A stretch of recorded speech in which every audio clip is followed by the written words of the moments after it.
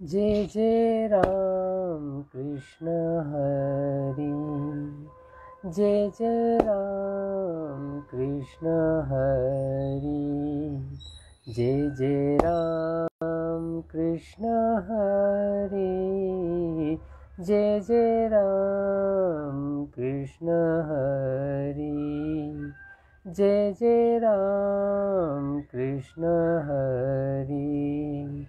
बोला पुंडलिक वरदे हरी विठ्ठल श्री ज्ञानदेव तुकाराम, पंढरीनाथ महाराज की जय, संत सद्गुरु गणेशनाथ महाराज की जय।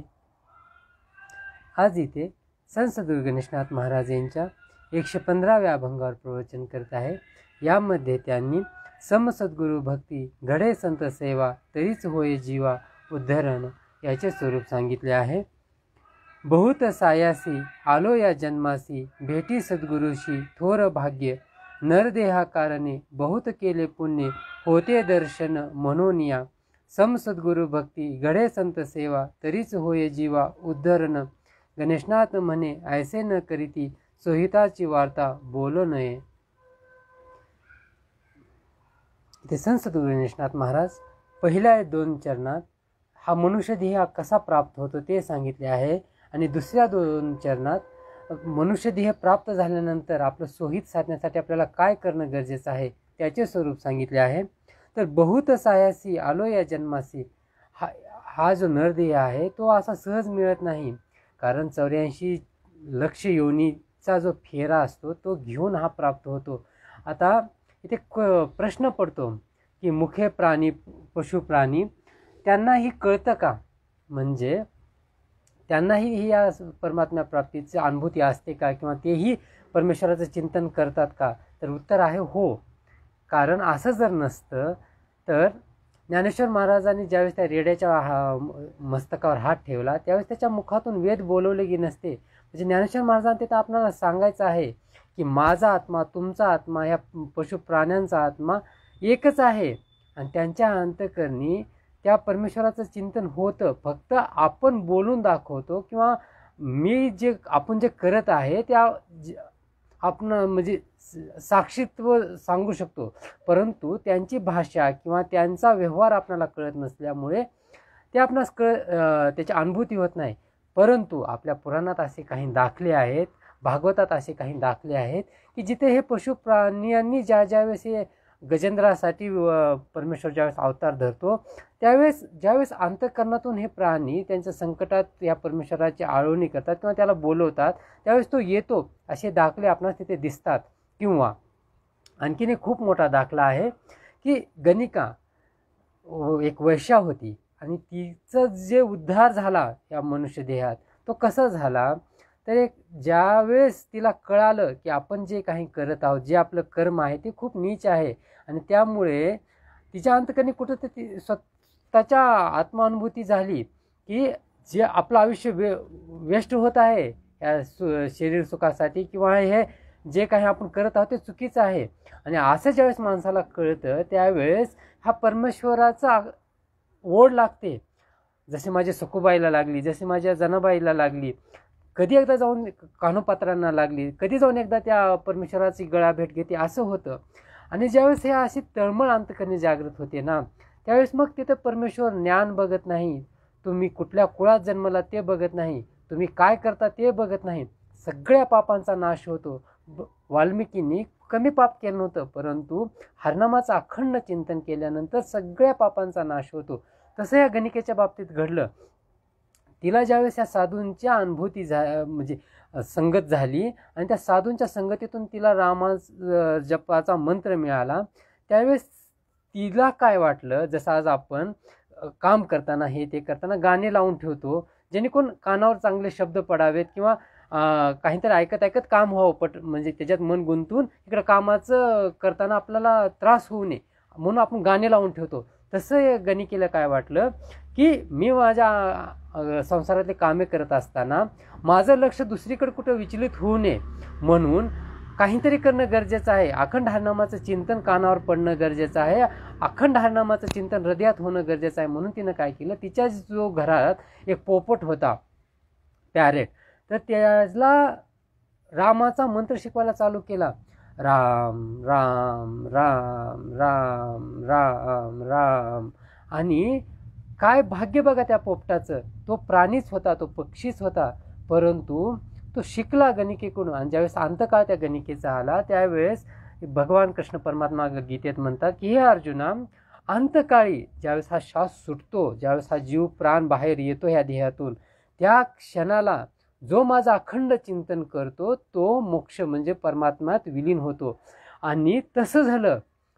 ज्यावेळेस ही गणिका शेवटच्या घटकेला होती त्यावेळेस तिच्या तर ध्यानीमनी होताच परमेश्वर, परंतु त्याचबरोबर या पोपटाच्या मुखातूनही अखंड हरिनामाचं चिंतन किंवा चालू होतं, राम राम. आणि ते गणिकाच्या कानावर पडलं आणि शेवटच्या क्षणीही ती परमात्म्याचं ध्यान करू लागली.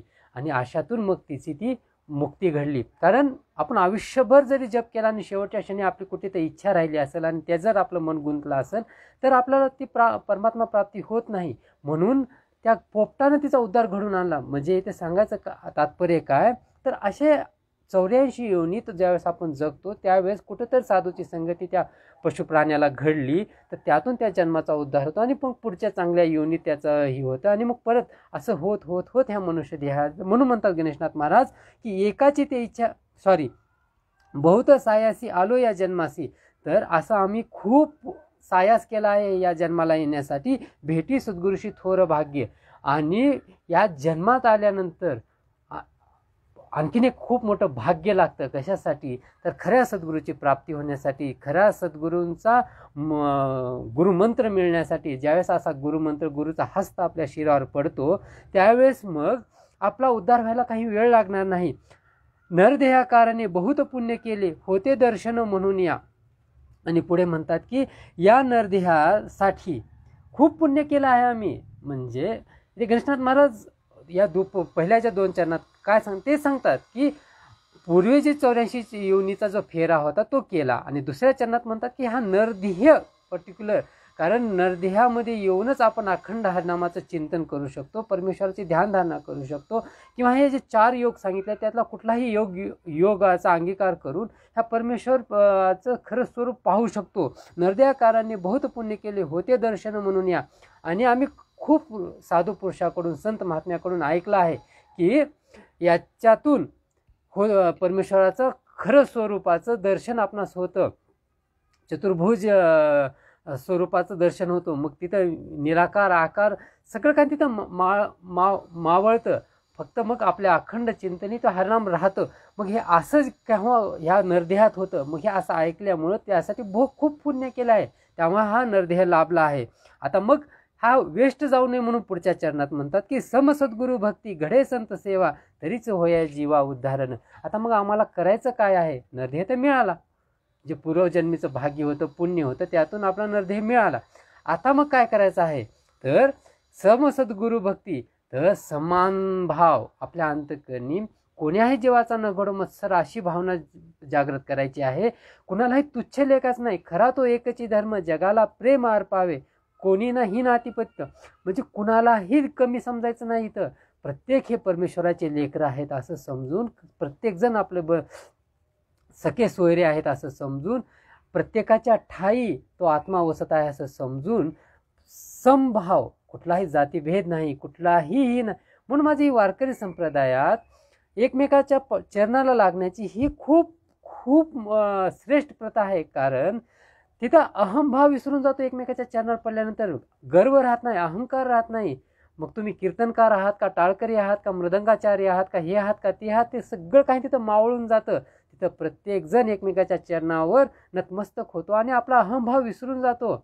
आणि असं ज्यावेळेस होतं त्यावेळेस हा परमेश्वर त्यांना जवळ करतो. कारण जे जे आवडे या संतांना ते ते आवडे या माझ्या देवांना. कारण देव पाहतो की आपण ह्या, म्हणून म्हणतात की एक समसद्गुरु भक्ती घडे संत सेवा. तर ह्या सद्गुरूची भक्ती करणं आणि तीही निरपेक्ष भावनेनं, कुठली इच्छा न ठेवता, आणि संतांची सेवा म्हणजे कुठलाही त्यात स्वार्थ न ठेवता तरीच होय जीवा उधन. आणि असं ज्यावेळेस आपण करू त्यावेळेस हा मग परमेश्वराला ते आवडतं आणि मग ते आपल्याला जवळ करतो. गणेशनाथ म्हणे ऐसे न करिता सोहिताची वार्ता बोलू नये. आणि असं जर आपण करत नसू ह्या नरदेहात, नुसतं खाणं पिणं झोपणं आणि जे काही आपलं दिनचर्या आहे ते करत असू, तर मग त्याचा काही उपयोग नाही. जसं एक पशु जगतो, मग त्यापेक्षा मग त्या गणिकेच्या घरचा तो पोपट बरा, त्यापेक्षा तो ज्ञानेश्वर महाराजांनी हा हात फिरला तो रेडा बरा आपल्यापेक्षा. कारण त्यांना संत समागम घडला. किंवा त्या ज्ञानेश्वर महाराजांच्या पालखीत पळणारा तो घोडा बरा, कारण त्याच्याकडून ती ज्ञानेश्वर महाराजांची सेवा घडते. मग किंवा गजानन महाराजांच्या पालखीतला तो हत्ती बरा, जो कडून ह्या संतांची सेवा घडते. मग आपलं आयुष्य नरदेह प्राप्त होऊ नये म्हणून म्हणतात की गणेशनाथ म्हणे ऐसे न करता. असं जर आपण करत नसू, ह्या नरदेहाला येऊन जर सत्कर्म करत नसू, सर्वांच्या ठाई आत्मा पाहत नसू, आपल्या अंतकरणी करुणा नसेल एखाद्या प्राणी मात्राप्रती, आपल्याच बंधू बहिणीप्रती, तर मग त्याचा काही उपयोग नाही. मग सोहिताची वार्ता बोलू नये, मग आपलं सोहित होणार नाही. मग असंच जन्माला येऊ आणि असंच मरून जाऊ, त्यात काही विशेष नाही. अशा प्रकारे ते संत गणेशनाथ महाराजांनी आयुष्यात काही करायचं असेल तर सम सद्गुरू भक्ती घडे संत सेवा तरीच होय जीवा उद्धारण याचे स्वरूप सांगितले आहे.